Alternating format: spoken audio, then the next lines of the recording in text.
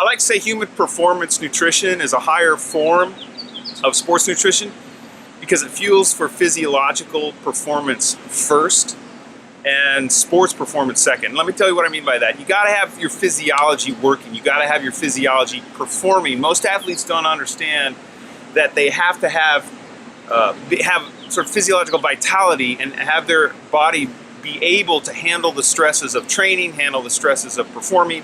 And in the end, where we're headed to is recovery. I mean, recovery is where human performance happens.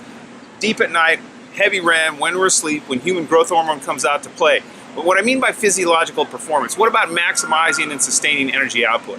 That has to do with preserving mitochondrial density. Okay, that's a thing. And protection from oxidative stress preserves that mitochondrial density that athletes work really, really hard to create. But a lot of times they take 2 steps forward, they take 1 step back. So maximizing and sustaining energy output. What about reduction of inflammation? Anytime you tear down your body, anytime you break down your body, you're going to have a chronic or incremental inflammatory response. And if you can blunt that, if you can reduce that, that's a performance advantage. We've got some studies, some published studies that show protection of protein damage. These are physiological incremental advantages that compounded over time may not mean anything in a day, in a week, in a month, but you compound that over time, that's when the performance advantage will occur.